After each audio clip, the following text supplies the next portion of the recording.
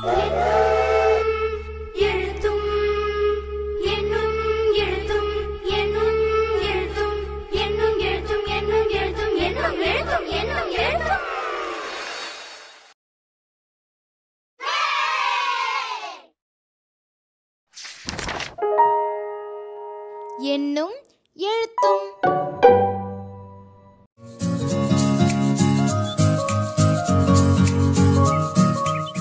கட்டகம் 3 வகுப்பு 4.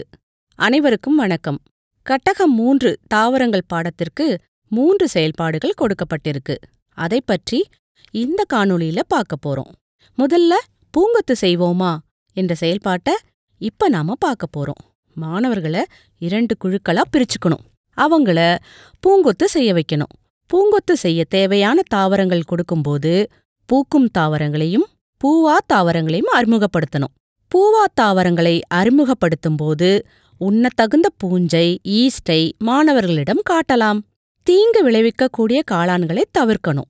தொடர்ந்து மாணவர்களிடம் பூஞ்சைகளை காண்பித்து கலந்துரையாடணும். பின்னர் தாவரங்கள் பச்சை நிறத்தோடு காணப்படுவதன் காரணம் தாவரங்கள்ல பச்சையம், அதாவது குளோரோஃபில் நிறமே உள்ளது என்பதை விளக்கணும். தாவரங்கள் பச்சையம், நீர், சூரிய ஒளி, கார்பன் டை ஆக்சைடு ஆகியவற்றை பயன்படுத்தி உணவு தயாரிப்பதே ஒளிச்சேர்க்கை என்பதை விளக்கவும்.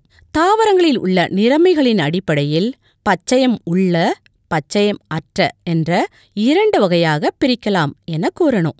தொடர்ந்து மாணவர்களை 2 குழுக்களா பிரிச்சு 2 வட்டங்கள் வரைந்து கொள்ள வேண்டும்.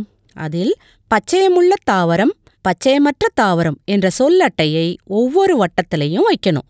ஒவ்வொரு குழுவினரிடமும் ஒரு படத்தொகுப்பை கொடுத்து அதனை உற்று நோக்கி கலந்துரையாடி பச்சையமுள்ள மற்றும் பச்சையமற்ற தாவரங்களை வகைப்படுத்தி வட்டத்திற்குள் வைக்க சொல்லணும்.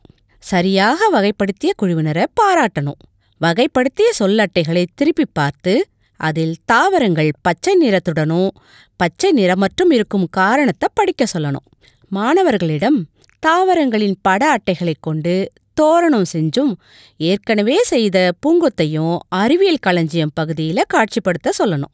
மாணவர்களின் சிந்தனைக்கு பகுதியில் கொடுக்கப்பட்ட வினாவிற்கான விடையை கண்டுபிடித்து வர சொல்லணும்.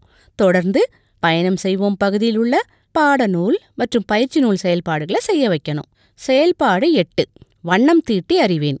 முந்தைய பாடவேளையில் மாணவர்களின் சிந்தனைக்கு பகுதியில் கேட்கப்பட்ட வினாவிற்கான விடையை கேட்டு சரியாக பதிலளித்த மாணவர்களை பாராட்டணும். வண்ணம் தீட்டி அறிவேன் என்ற செயல்பாட்டை இப்போ நாம பார்க்க போறோம். மாணவர்கள் மகிழ்ச்சியோடு வண்ணம் தீட்டி இலைகளை அச்சு எடுப்பதன் மூலம் பாகங்களை அறிந்து கொள்ளும் வகையில் இந்த செயல்பாடு வடிவமைக்கப்பட்டிருக்கு. மாணவர்களிடம் இலைகளை கொடுக்கும்போது ஒரு வித்திலை மற்றும் 2 வித்திலை இலைகளை கலந்து கொடுக்கணும். மாணவர்கள் வரைந்த படங்களைக் கொண்டு இலையின் பாகங்களை அறிமுகப்படுத்தணும். தொடர்ந்து வாசித்து அறிவேன் பகுதியில் இலையின் பாகங்கள் என்ற தலைப்பை வாசித்து கட்டகத்தில் உள்ள வினாக்களுக்கான விடைகளை பாடக்குறிப்பேட்டில் மாணவர்களை எழுத சொல்லணும். அடுத்ததா ஆசிரியர் ஒரு பெரிய இலையின் படத்தை தரையில வரைஞ்சு அதில் பாகங்களை குறிச்சு இலையின் ஒவ்வொரு பாகங்களாக கூற மாணவர்கள் ஓடிச் சென்று சரியான இலையின் பாகத்தின் மேல நிக்கணும். சரியாக விளையாடிய மாணவர்களை ஆசிரியர் பாராட்டணும். தவறாக விளையாடிய மாணவர்களுக்கு இலையின் பாகங்களை மீண்டும் அறிமுகம் செஞ்சு சரியா விளையாட வழிகாட்டணும். தொடர்ந்து மாணவர்களை தேடித் திரட்டுவேன் பகுதியிலுள்ள உலர் தாவர தொகுப்பை செய்து அறிவியல் களஞ்சியம் பகுதியில் காட்சிப்படுத்த சொல்லணும். செயல்பாட்டின் இறுதியில் பயணம் செய்வோம் பகுதியிலுள்ள பாடநூல் மற்றும் பயிற்சி நூல் செயல்பாடுகளை செய்ய வைக்கணும். செயல்பாடு 9, உணவை தருவேன். அடுத்ததா நாம உணவை தருவேன் என்ற செயல்பாட்டை பார்க்க போகிறோம். ஆசிரியர் வாழையின் படத்தை காண்பித்து கட்டகத்தில் உள்ள வினாக்களை கேட்கணும். மாணவர்கள் கூறும் பதில்களை கரும்பலகையில் எழுதி சரியாக பதிலளிக்கும் மாணவர்களை பாராட்டணும். மாணவர்கள் விளையாடுவதன் மூலம் உணவாக பயன்படக்கூடிய தாவரங்களின் பாகங்களை அறிஞ்சு கொள்ளும் வகையில இந்த செயல்பாடு வடிவமைக்கப்பட்டிருக்கு. ஆசிரியர் மாணவர்களிடம் ஒரு போட்டியின் மூலம் உணவாக பயன்படும் தாவரத்தின் பாகங்களை தெரிஞ்சு கொள்ளலாமா என கூறி செயல்பாட்டை தொடங்கணும். இந்த செயல்பாட்டை செய்ய உண்மை பொருள்களை பயன்படுத்துவது சிறப்பா இருக்கும். மாணவர்களை 2 குழுக்களா பிரிச்சுக்கணும்.